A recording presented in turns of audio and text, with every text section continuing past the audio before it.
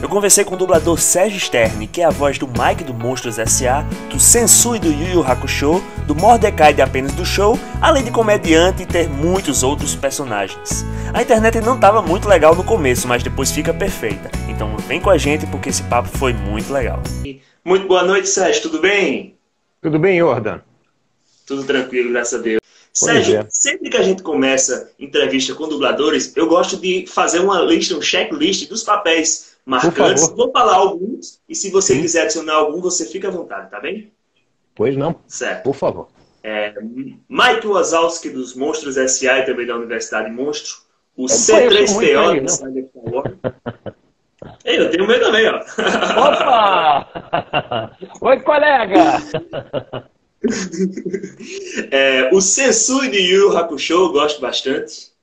O Mordecai de Apenas um Show. O Kiko animado, no desenho animado do Chaves. O Pica-Pau no filme, um dos filmes mais recentes que saiu do personagem. Você faz também o Miau, depois agora a partir da 19ª temporada de Pokémon. O Hitchcock do Brooklyn Nine-Nine, que é um personagem que eu gosto bastante. Inclusive foi o seriado que eu guardei para assistir aqui na quarentena e gosto muito. O Dr. Freak dos Simpsons. O Carl Sagan da série Cosmos. Estão lembrando aqui também do Hat, que é um personagem do Múmias Vivas. Esse personagem eu achava muito legal. Gente, e também eu acho incrível. Desculpa. Eu acho incrível como as pessoas se lembram do Hat, né? Porque essa série é muito antiga. Ela é muito antiga. Inclusive, as primeiras vezes que as pessoas começaram a comentar o Múmias Vivas em lives que eu faço aqui, eu não me lembrava o nome do personagem. As pessoas que me lembraram que era o Hat. Mas realmente muita gente se lembra dessa série. Muito interessante. Não, então, ele tem até uma fala marcante, isso porque o desenho marcou minha infância. É um desenho que foi até cancelado rapidamente, mas ele, assim como passou na TV Globinho, marcou muita gente. Sim. E me marcou particularmente por um momento que uma criança, o rato está cuidando de crianças, acho que é alguma coisa de escola. Aí a criança puxa assim, tio, eu tô com vontade de fazer xixi. Aí o rato, na sua voz, diz, o que é que você quer que eu faça? Eu me lembro que ele tinha uma voz assim bem leve, não era uma coisa meio suave. Era um negócio uma coisa meio sábio, assim. Ele era meio sábio, né? Interessante. Assim, mas desses personagens, entre os que eu citei, se você quiser adicionar algum, tem algum assim que o pessoal mais pede voz, mais pede fala? Com certeza o Mike e o Mordecai são os mais presentes. Rapaz, e eu gosto muito dos dois e por motivos diferentes. O Mike, por conta da personalidade dele, que eu acho muito legal, tem uma personalidade muito forte, ele é todo nervosinho, todo irritado. E o Mordecai, ele junto com o Rigby, eu acho que eles têm alguma coisa. Eu acho que os caras que escreveram o roteiro do Apenas um Show, eles devem ter como é que se diz? Uma predileção, uma estima muito grande pelo gordo e o magro, que é uma dupla. Você conhece? Conheço, sim. Gordo e o Magro? Era uma dupla que faziam filmes para cinema antigamente, eram comediantes, eles sempre apareciam juntos, e os dois eram muito burros. Sendo que o Magro, ele era um burro assumido, ele era um burro assim, assumido mesmo, e o Gordo se achava inteligentíssimo, mas era tão burro quanto. E o Mordecai e o Rigby, eles têm alguma coisa nesse sentido. O Rigby é aquele pode não ser uma burrice assumida nem nada, mas ele faz umas bobagens assim. Ele é muito inconsequente. Ele é totalmente inconsequente, também nervosinho, não sei o quê, irritado, inconsequente, faz as burradas dele que são mais óbvias. E o Mordecai, ele tem aquele ar de cara mais esperto, mais inteligente, mas também faz as bobagens dele. Então eu acho muito engraçado isso. As situações são incríveis. Olha ele aqui, ó. Cara! E é um desenho completamente translocado. Aí minha pergunta sobre esse personagem específico é porque ele passa na Cartoon, que é muito conhecido por desenhos serem mais infantis, mas teve essa geração de desenhos um pouco mais... que dá a entender que teve uma influência de droga no roteiro. O que é que você acha das falas que você pega dele? Não, eu toda hora falo, olha, eu não sei o que esses caras fumaram ou cheiraram para escrever isso aqui, porque são coisas muito loucas. Eu não esqueço de um episódio que eles estão numa lanchonete lá conversando com os astronautas, entram os astronautas na lanchonete e eles, para, sei lá, para ficar numa posição legal, eles se dizem astronautas também. O Mordecai e o Rigby se apresentam como sendo astronautas também. E aí os astronautas de verdade convidam eles para irem lá no centro espacial. Ah, vocês querem uma carona? A gente leva vocês lá. Opa, vamos lá, vamos embora. Aí eles entram numa nave espacial, está no estacionamento da lanchonete, a nave espacial, ela decola, atravessa a rua, do outro lado da rua é o centro espacial, eles vão de nave espacial. É um negócio muito louco, é muito engraçado. E aí eu fico me perguntando o que esses caras cheiraram, o que esses caras fumaram, porque não é possível. Pessoa normal não escreve um negócio desses. É completamente maluco, mas é muito divertido.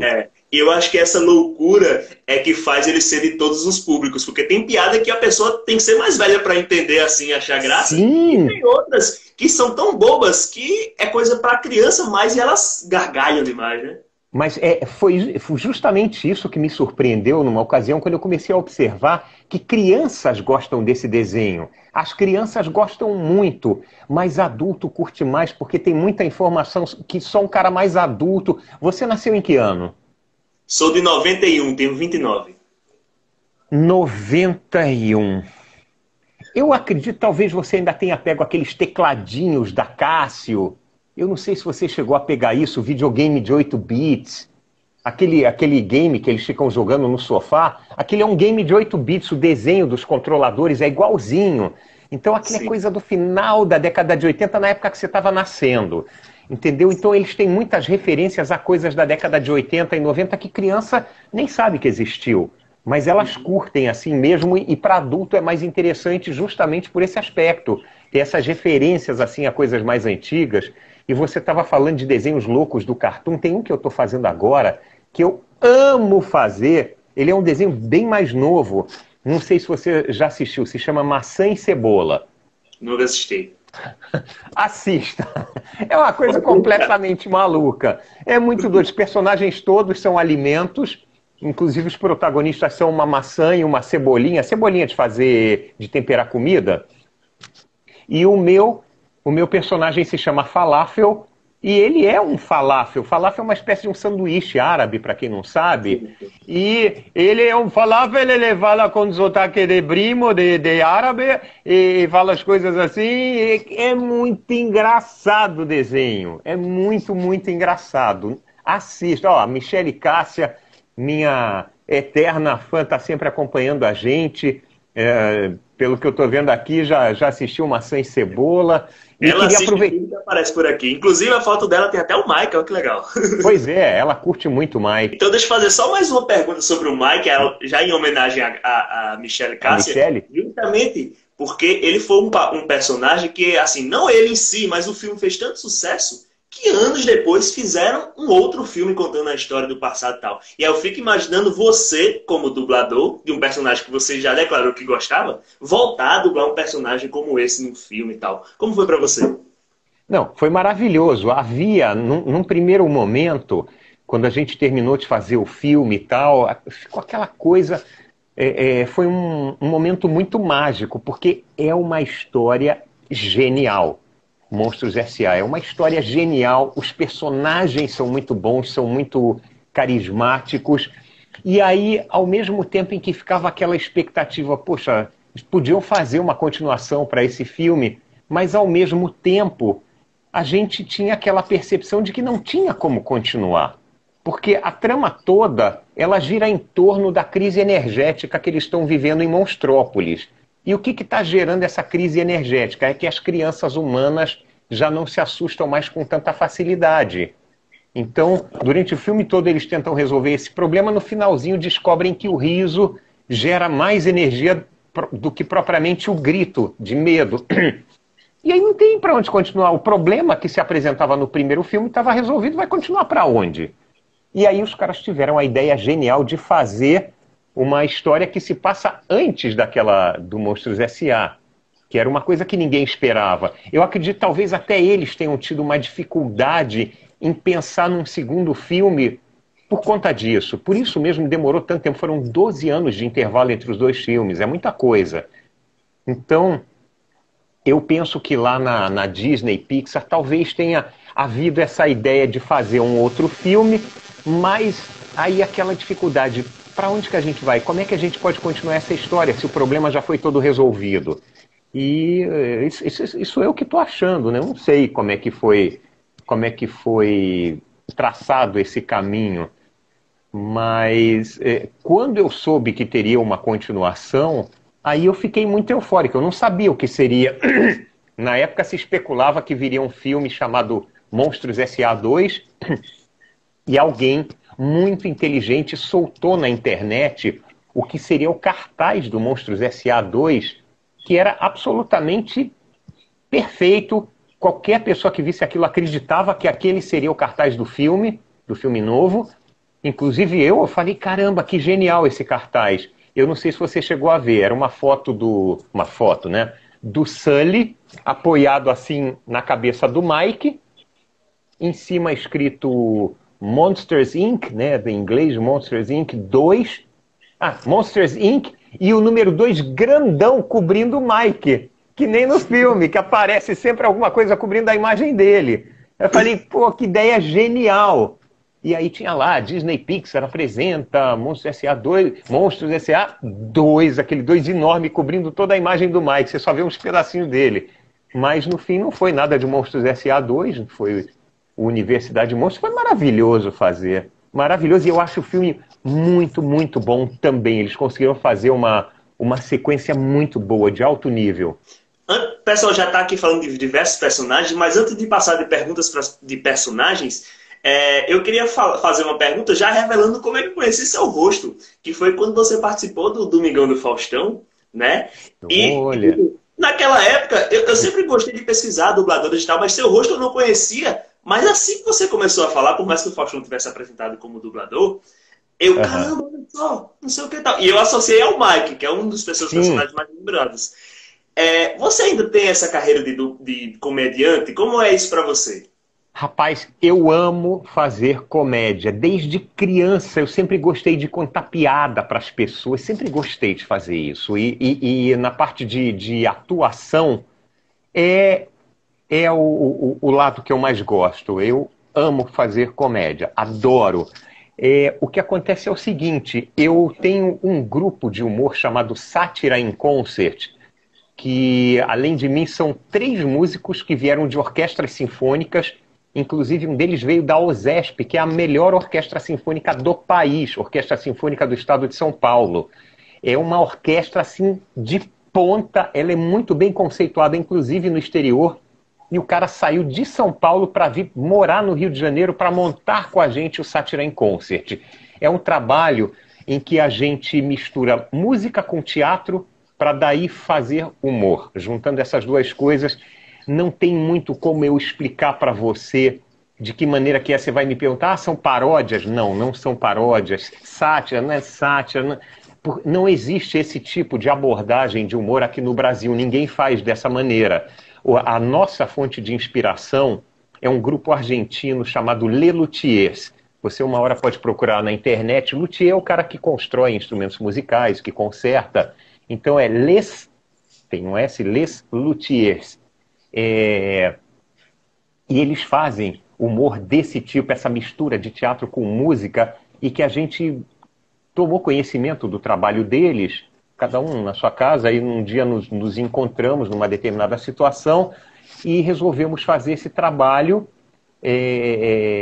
bebendo dessa fonte, só que o nosso trabalho ele é 100% autoral, a gente não pegou nada deles, mas a forma de conduzir o humor é totalmente inspirada na maneira como eles fazem.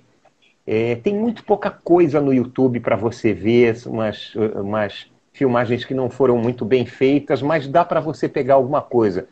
Só para te dar um exemplo, tem um quadro lá que a gente faz, são esquetes, são 10 esquetes mais ou menos por show, e num deles a gente explica que o Beethoven, na época que ele compôs a Quinta Sinfonia, o famoso tchan tchan tchan tchan, a gente explica que a história é toda louca, que ele saiu viajando em turnê pelo mundo para divulgar esse trabalho dele, e aí ele se apresentou em Portugal, ele se apresentou na Itália, se apresentou em Salvador. Em cada lugar onde ele se apresentava, ele fazia uma versão da música.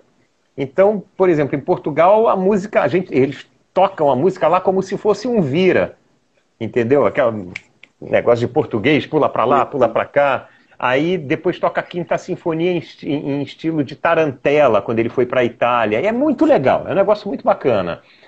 E numa ocasião, quando estava começando o negócio do stand-up aqui no Rio de Janeiro, acho que o primeiro grupo mesmo de stand-up que surgiu no Brasil foi o Comédia em Pé, aqui no Rio de Janeiro. A gente estava fazendo uma temporada num teatro em que o Comédia em Pé também estava. E os caras assistiram a gente, gostaram muito, e um deles, o Fernando Caruso, ele me convidou para assistir o Comédia em Pé e fazer uma participação lá com eles. Eu até então não tinha assistido, eu só conhecia stand-up americano e aquele stand-up mais antigo, com um tipo de piada que pra gente não tem a menor graça. Aquele tipo de piadinha tipo knock knock, aí outro pergunta, quem tá batendo? Ah, não sei o que lá, ha ha ha. É um tipo de humor que eles acham engraçado, mas aqui no Brasil não funciona muito. E era tudo que eu conhecia de stand-up, era aquilo. Eu pensei, poxa, será que stand-up deles também vai ser a mesma coisa? E é um negócio sensacional, um trabalho sensacional deles. Aí me chamaram para fazer lá com eles como convidado. Eu escrevi meu texto em casa, fiz lá com eles durante algumas semanas. E aí outros grupos de stand-up me chamaram e numa dessas, alguém da TV Globo me assistiu no teatro, não sei quem foi, e estava para estrear aquele quadro que lançou novos comediantes no mercado. Quem chegar lá, um deles inclusive é o Léo Lins, que hoje trabalha com Danilo Gentili. Ele começou lá, assim, eu conheci o Léo Lins lá no Faustão. E foi mais ou menos dessa maneira. Eu estou há alguns anos sem fazer stand-up, mas estou cheio de texto aqui que eu já escrevi. Eu preciso arrumar um tempo para voltar a fazer isso, porque eu tenho muita vontade, eu gosto muito, é muito divertido. Shuya Guanji perguntou como foi dublar o lendário Carl Sagan, que é uma das mentes mais brilhantes em termos de divulgação científica. E você aprendeu muita coisa fazendo esse personagem? Eu aprendi absolutamente tudo que eu falei lá. Eu não sabia de nada daquilo que é descrito naquele programa. Nada. 0,00. E eu digo sempre para as pessoas, nos eventos que me chamam para dar palestra ou em lives, quando me perguntam qual o personagem que você mais gostou de fazer na sua vida, eu falo assim, em se tratando de conteúdo, sem dúvida nenhuma, o Carl Sagan. Sem dúvida, é o trabalho da minha vida aquele ali. Pelo conteúdo, pelo aprendizado, pela experiência. Eu fui dirigido pelo Isaac Bardavi, meu amigo. Quem me dirigiu no Cosmos foi Isaac Bardavi, isso não é qualquer coisa não. O grande Wolverine, né? Wolverine, outros tantos, o Esqueleto do He-Man, e fora trabalhos que ele faz em televisão, ele é escritor, ele escreve poemas. Deixa eu te mostrar aqui a capa de um livro dele, por acaso está aqui pertinho, um livro que ele lançou, Versos Adversos. Que foto incrível!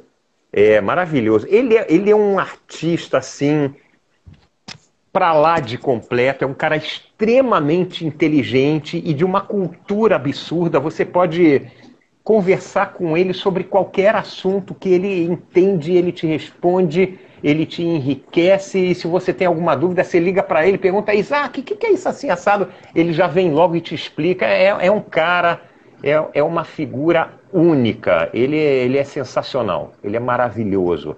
E aí ser dirigido por Isaac Bardavi para fazer Carl Sagan, meu amigo, é um privilégio. Foi um privilégio, um presente mesmo na minha vida. Você tem dois personagens que, na verdade, eles vieram de uma longa linhagem de outras dublagens. E aí eu queria até comentar sobre esse assunto, porque uma vez o próprio Ricardo Juarez já comentou que todo dublador uma vez vai substituir e alguma vez vai ser substituído.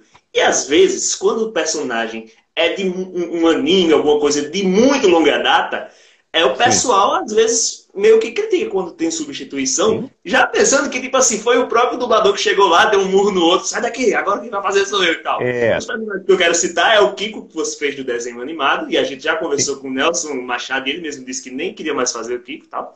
E você fez também o Miau de Pokémon a partir da 19ª temporada. Pois é. Eu queria saber, assim, na visão do dublador que substitui, sabendo que são personagens de grande repercussão, como é que é pra você? Pois é uma saia justa, sem dúvida, mas é o que eu falo para as pessoas, assim como em qualquer outra profissão, você tem...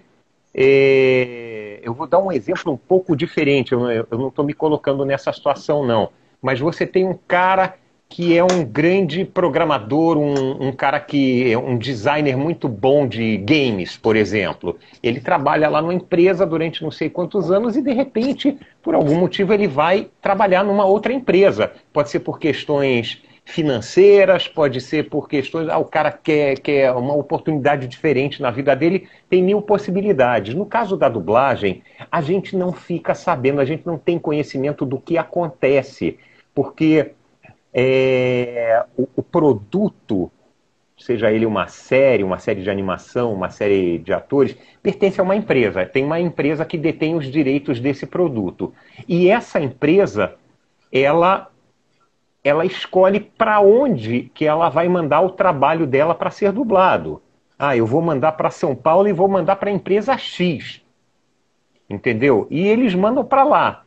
E acontecem 1000 coisas no transcorrer, principalmente uma série imensa como é o Pokémon, já está na 23ª temporada, alguma coisa assim. Já passou de 22, eu sei.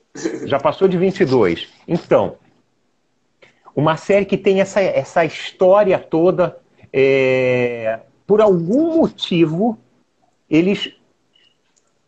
ou resolvem mudar, ou precisam mudar, ou surgiu alguma situação que a gente não tem conhecimento, e de uma hora para outra chega um negócio desse. Olha, o Pokémon veio para o Rio de Janeiro. Como assim?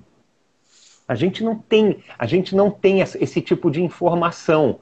A gente simplesmente é apresentado a uma situação, olha, o trabalho vai ser feito aqui no Rio de Janeiro, vai ser feito aqui na nossa empresa, e você foi chamado para fazer teste de voz para esse personagem.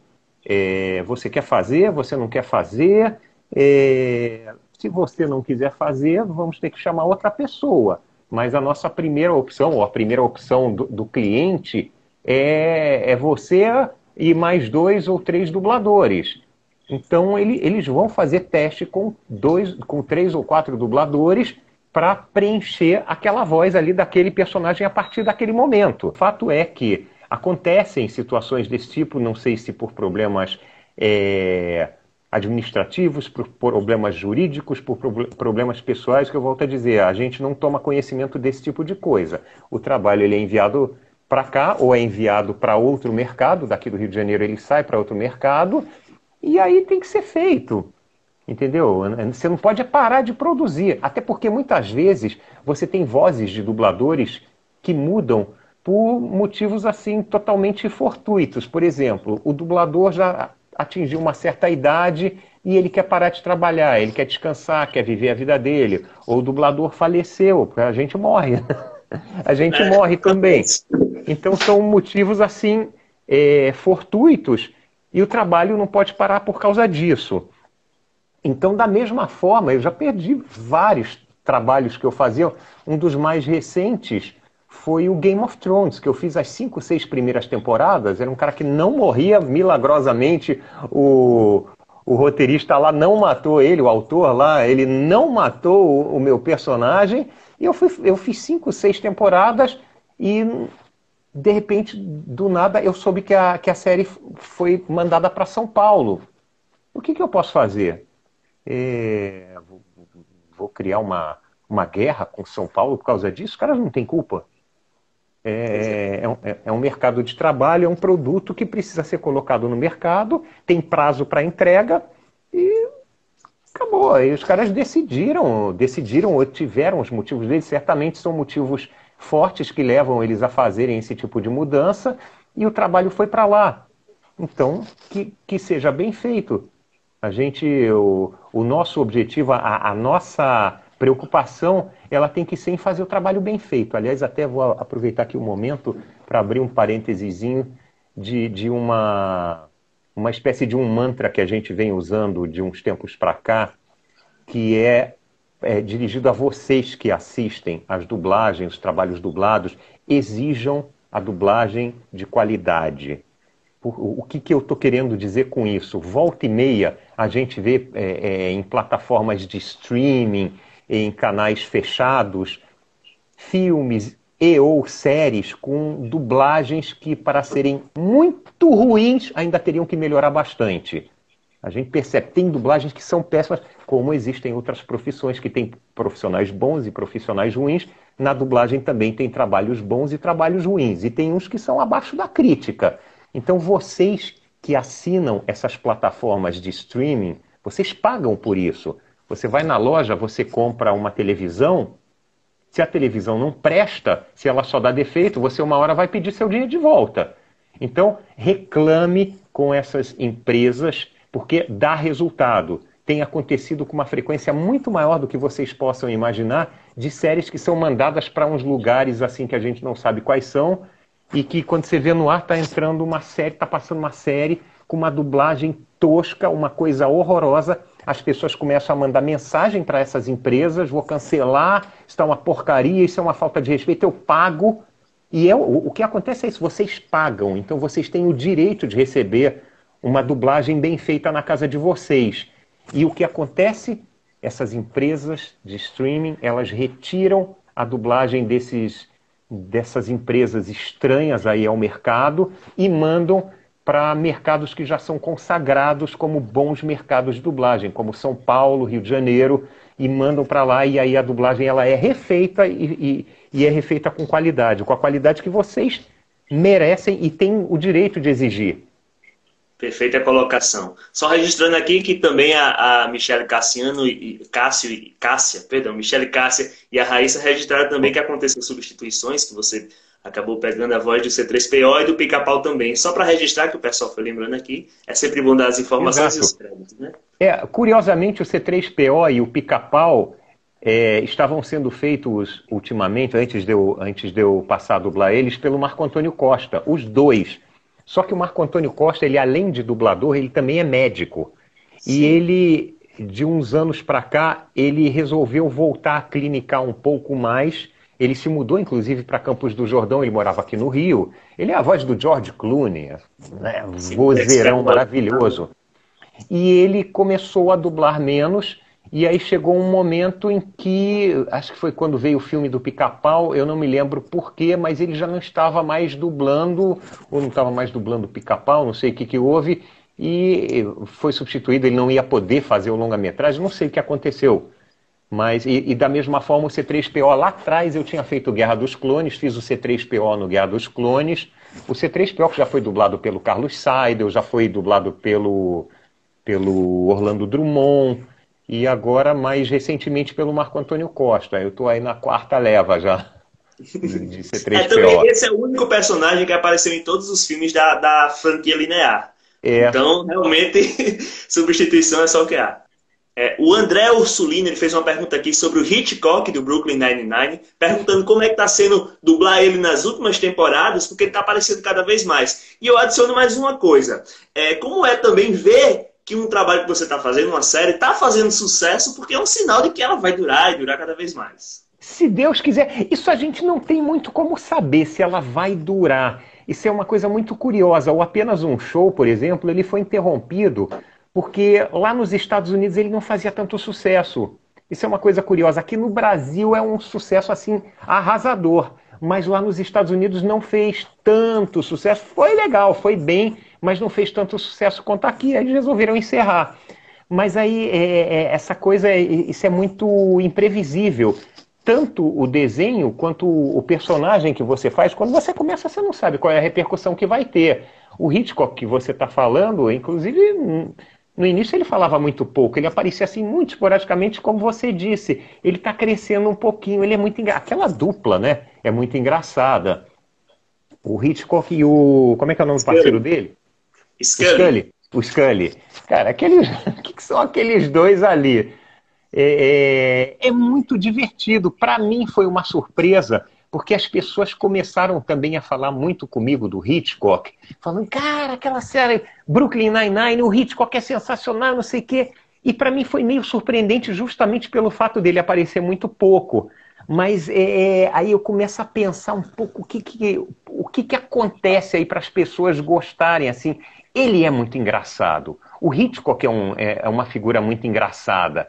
Então, apesar das participações dele serem menores, mas ele é uma figura assim que não dá para esquecer. São muito porque divertidos. ele só aparece num momento taxativo de ser realmente cômico, enquanto todos os outros têm toda uma profundidade, então tem um momento triste, feliz. Ele é pá, com piada, e a gente ri. E aquele negócio daquela cumilança deles, aquilo é muito bom. Aquela gula, né? É o tipo de coisa que funciona em qualquer lugar, a piada. Tem um outro personagem aí que eu fiz uns anos atrás, da Disney também, era uma série chamada Zack e Cody Gêmeos em Ação. Sim, sim. Lembra? A que se passava dentro do hotel. E eu fazia lá o cara que era o chefe lá da manutenção, o Arwin. Era um cara magrinho que andava de macacão, usava uns óculos.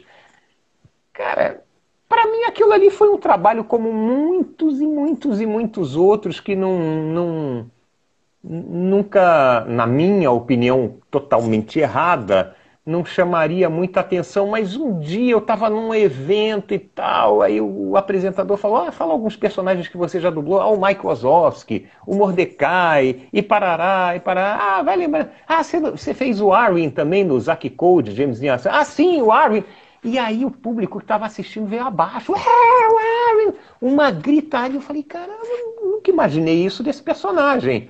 E ele realmente é um cara aí que as pessoas gostam muito também. Agora a gente tinha comentado também, o Geek em Casa foi uma iniciativa de começar a fazer produção para a galera que está nesse momento de pandemia, o pessoal às vezes precisando de um conteúdo e tal, e você também está produzindo para a internet. Você tem o Fora de Expediente, né, pelo YouTube. Eu queria que você contasse um pouquinho dessa websérie, que agora é mais ou menos uma tendência, né, depois de Porta dos Fundos, várias coisas foram criadas só para a internet.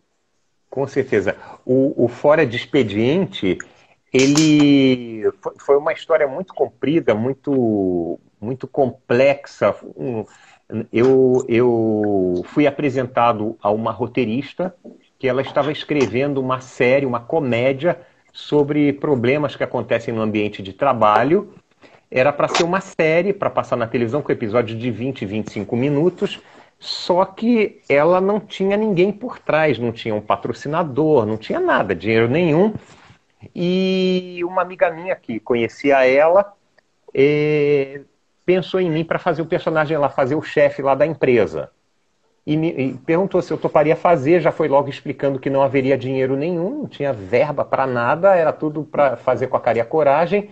Eu li o texto, eu fiquei apaixonado, eu ria, que eu me acabava só de ler aquele texto. E falei, olha, eu preciso fazer isso. Até mais uma vez a coisa da comédia, que eu gosto. E aquela ali, muito bem escrita. Guarde o nome desta mulher, Sandra Pereira. Ela que escreveu e, no fim, pelas dificuldades que o processo todo encontrou pela frente, ela acabou tendo que assumir a direção. Ela nunca tinha dirigido nada na vida dela e ela dirigiu de uma maneira brilhante. E o trabalho é uma coisa assim, você morre de rir, você se mija de rir, literalmente. O que é? Era para ser uma série para televisão, num determinado momento, por razões várias, chegou-se à conclusão de que o ideal seria pegar trechos dos 4 primeiros episódios que já estavam escritos e fazer disso um longa-metragem. Fizemos o longa-metragem, só que não deu para concluir.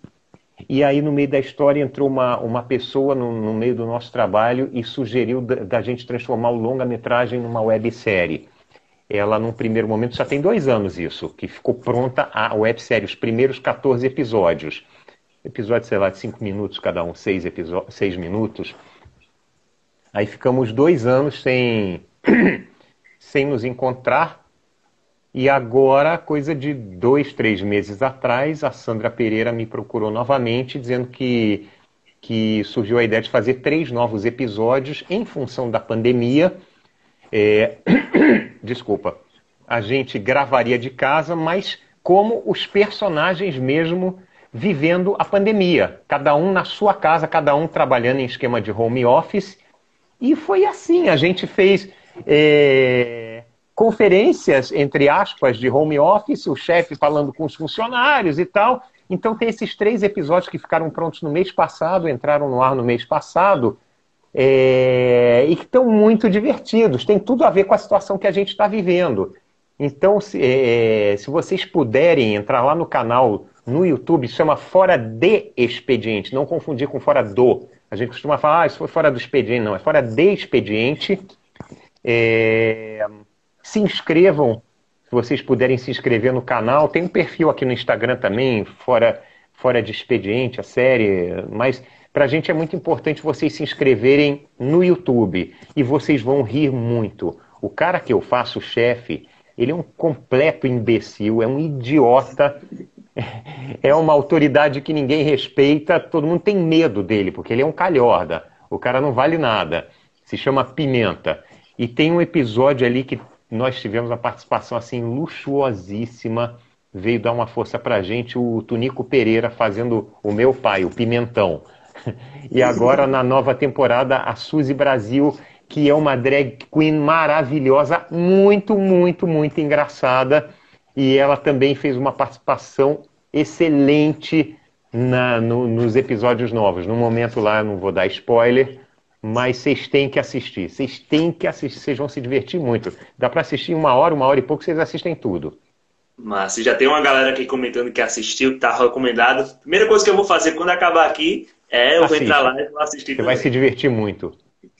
Um personagem, talvez você até não se lembre, porque eu sei que o dublador faz tipo 800, 900 personagens por ano, faz muita coisa, mas teve um personagem que você fez que foi o Mac Menos, do Oz. Não sei se você se lembra, faz muito tempo. Não, mas me lembro daquela série, mas o que era marcante naquela série é que ela tinha um grau de violência em alguns momentos que, pelo menos para a época de veiculação na SBT e tal, me parecia meio assustador. Você tem esses papéis também que algumas cenas que você vê assim, você fica meio, caramba, vou ter que fazer isso e tal.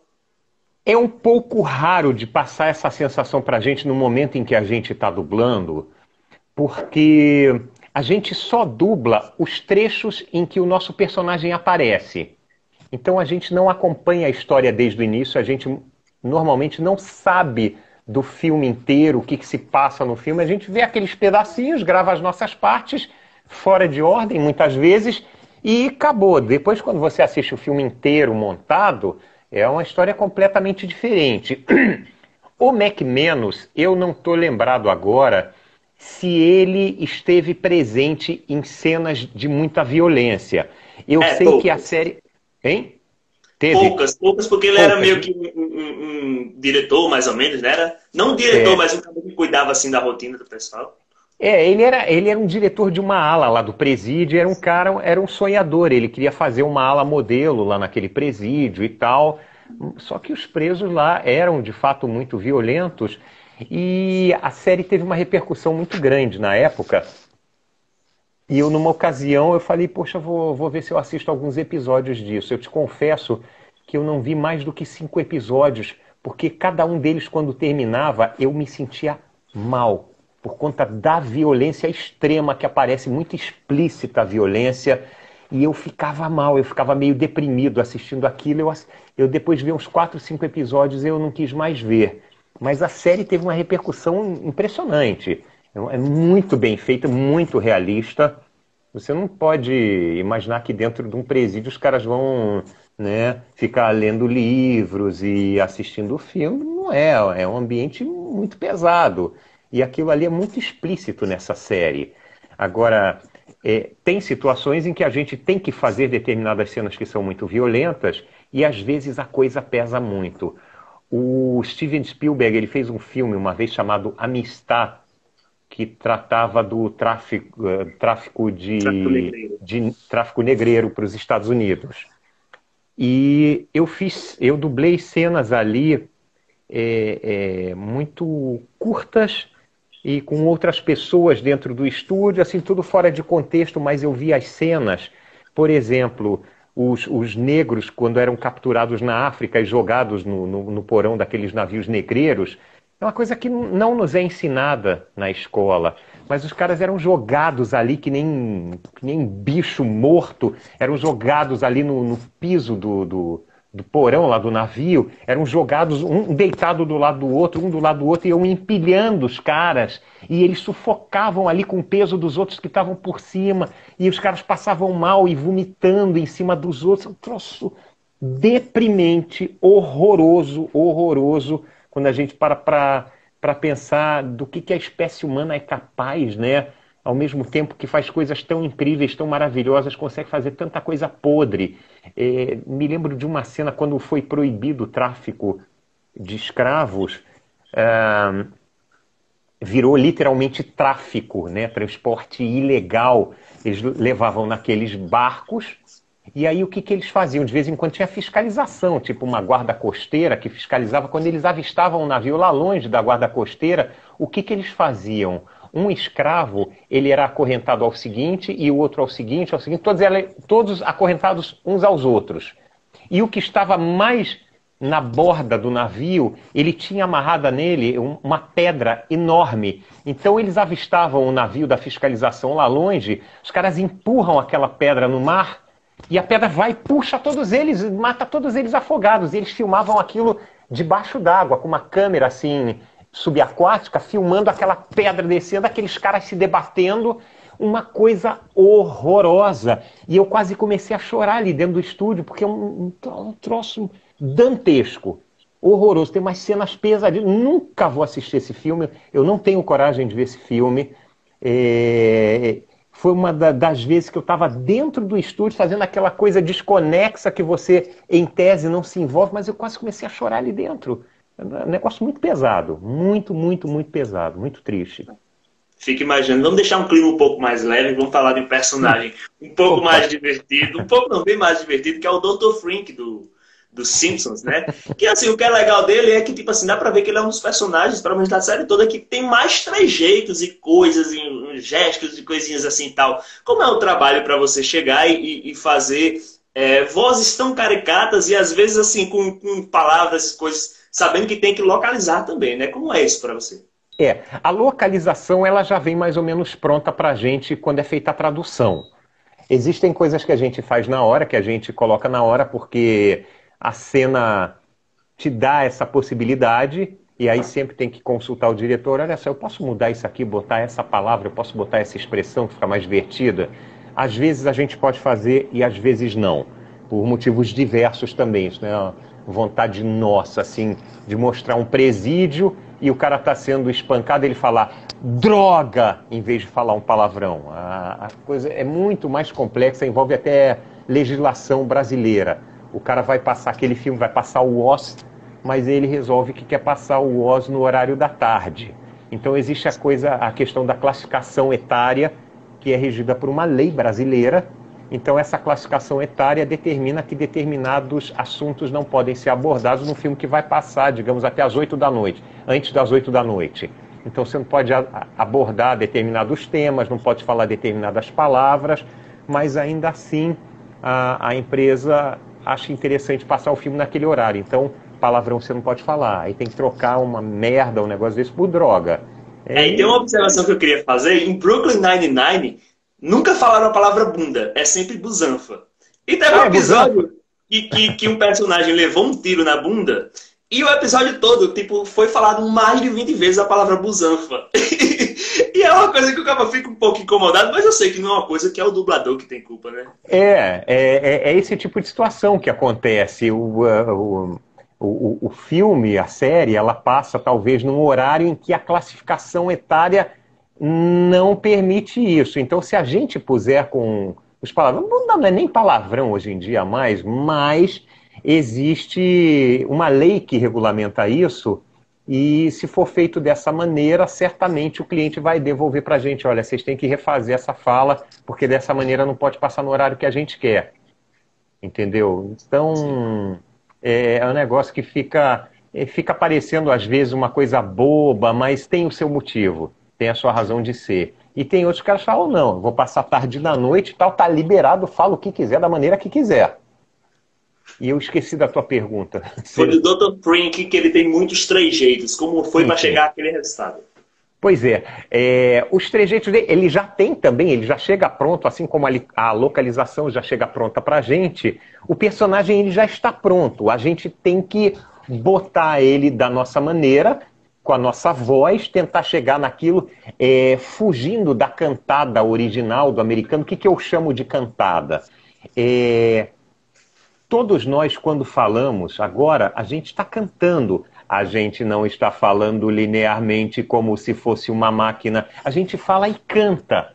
Não é uma melodia com ritmo, com coisas que se repetem. Mas a gente está mudando a nota, a entonação da nossa voz. E acredite ou não, a cantada que a gente faz durante a fala, ela é diferente em cada idioma que você está ouvindo. Se você tem uma produção em espanhol, eles cantam de uma maneira. Se a produção é em inglês, ela é cantada de uma maneira diferente. Em italiano, todos eles cantam de uma maneira diferente. Então é uma preocupação que a gente tem que ter. Por exemplo, no caso do Frink que você está falando, a gente tem que se desprender da cantada americana, porque fica uma coisa muito esquisita. Você ouve o cara falando, cantando daquele jeito, mas você tem que falar a mesma coisa em português e cantando diferente. É difícil, é uma coisa muito difícil de fazer, mas eles falam, sei lá, what the hell? Eles falam pra cima, né? Termina, what the hell? A gente falaria, o que é isso? Né? O que é isso? A gente não fala, o que é isso? Que porra é essa? A gente não fala dessa maneira. A gente fala, que porra é essa? Então tem essa coisa da cantada nossa, que é diferente da deles, que é diferente da do italiano. Isso é uma das dificuldades que existem na dublagem, é você conseguir se desprender da cantada quando você está ouvindo o cara cantando no teu ouvido daquele jeito. Você está falando no mesmo tempo que ele, no mesmo ritmo. E você tem que acompanhar o ritmo da fala dele, mas a cantada tem que ser diferente. Entendeu? Então é uma dificuldade, é uma coisa muito difícil no começo, quando você está começando a dublar, é uma dificuldade grande que a gente tem. E o Frink, ele tem um negócio muito engraçado no final das frases, ele bota uns ruídos ali esquisitos. Eu gosto bastante do personagem. Eu deixei para falar o último personagem que eu selecionei aqui, foi o Sensui de Yu Hakusho, porque é um anime que o pessoal comenta muito que ele é um marco na dublagem, porque muito se fala de uma dublagem ser engessada, como você falou, tem termos, tem exigências, e o Hakusho era bem livre, por mais que o seu personagem ele não tivesse tantas coisas, características que ele pudesse fazer tanta modificação. Mas sabendo que era um desenho com tanta liberdade, como foi para você ele? Não, o desenho é maravilhoso, foi um marco até para a gente, na época ainda não existia internet, não existia e-mail, então nós éramos completos desconhecidos, as pessoas não tinham como pesquisar a nosso respeito. Imagina que ninguém tem computador no mundo, não existe internet, você no máximo tem um computador pessoal que você pode abrir um Word ou um Excel e nada mais. Como é que você vai descobrir quem é o cara que dublou o personagem tal, que dublou o Sensui? Não tem como. Mas os fãs mesmo, os caras que curtem, eles encontram os caminhos dele, as formas deles de buscar esse tipo de informação. E aí, o que aconteceu? Chegou uma época, eles de alguma forma descobriram onde estava sendo dublada a série e começaram a mandar carta de fã, assim, elogiando e com desenho dos personagens, uma coisa muito, muito mágica pra gente, porque não existia isso, a gente não tinha contato com fã, de maneira nenhuma.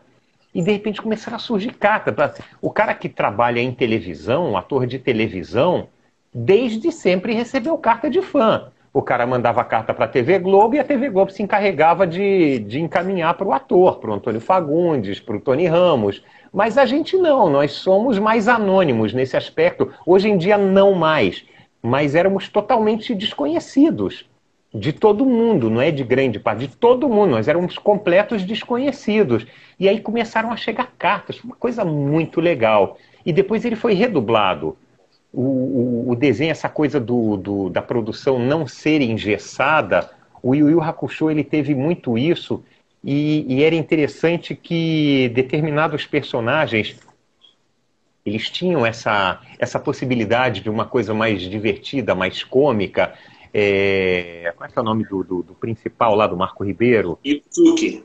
Yusuke. Cara, o Yusuke, as tiradas dele, como é que é? Rapadura é doce, mas não é mole não. Tem muitas. As expressões que ele inventou ali, e o personagem dele dava esse tipo de possibilidade. O meu não, o meu era vilão e tal, não ia fazer gracinha.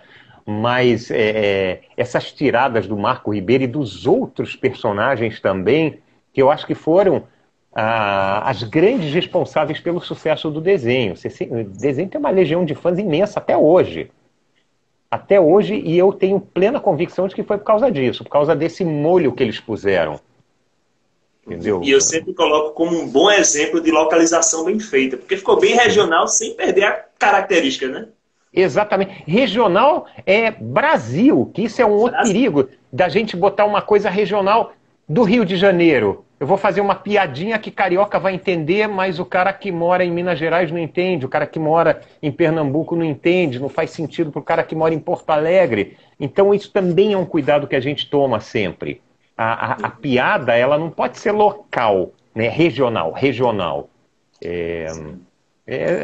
São muitas coisinhas, muitas minúcias que a gente tem que se preocupar. Teve um filme que eu fiz, o Tá Dando Onda, que era de um pinguim que pegava onda nas praias do Frio de Janeiro, na Antártida, sabe? Isso qualquer pessoa no Brasil vai entender. Frio de Janeiro, é Rio de Janeiro. O outro lá, no mesmo desenho, o cara fala que o pai dele foi campeão de futsal, futebol de salmão. Sabe? Então, os negócios assim geniais que surgem durante o trabalho e que dão um molho, né? Dão essa coisa da localização é muito legal. Quando a gente consegue desenvolver isso, fica muito legal o resultado. Perfeito. Quando funciona, a gente fica muito agradecido, porque fica com muita qualidade. Sérgio, faltam 4 minutos para a gente encerrar nossa live, porque o Instagram expulsa a gente. Eu queria saber se eu podia pedir uma ou outra vozinha para você, pode ser? Por favor, fica à vontade. Eu queria que você falasse a fala mais legal do Mike, que é joga esse treco pra fora, senão o bicho pega. Vamos lá, vamos botar na boquinha dele. Manda esse treco de volta, senão o bicho pega! O Mordecai, qual é a coisa que o pessoal mais pede? Olha, tem a musiquinha vamos para a lua, oh, oh, leva a gente para a lua, oh! Uma das inúmeras coisas completamente sem noção daqueles dois. Aquilo é muito bom. O pessoal estava pedindo a risada do pica-pau. Como é que foi que você fez? Rapaz, já peço desculpa desde antes se sair torta, porque é chato de fazer, é difícil de fazer, mas vamos lá. Aí já perde a velocidade. Esse finalzinho é mais difícil, porque tem que ser... De novo, ó. Alguma coisa por aí. É complicado. Deixa eu pedir só um miau aí sair pra gente finalizar. Estamos decolando de novo! Sérgio, muito obrigado pela tua conversa. Adorei o papo. Por mim, a gente ficava horas e horas. Obrigado. Mas todo jeito, tem os vizinhos aí, né? E, de qualquer forma, o Instagram já expulsa a gente. Então é isso. Queria agradecer demais a tua participação. Eu que te agradeço, Jordan. Foi bom demais. Eu queria que você fizesse sua despedida. Não, queria te agradecer pelo teu carinho, pela tua competência em conduzir esse papo, que foi muito bom, foi muito bem direcionado. E todo mundo que está aí assistindo a gente, muito obrigado. Valorizem a dublagem de qualidade e reclamem. Quando a dublagem estiver ruim, reclamem, que vocês merecem. Tá bom? Um beijo para vocês, obrigado por acompanhar a gente. Abração, Jordan, e sucesso para você no teu canal.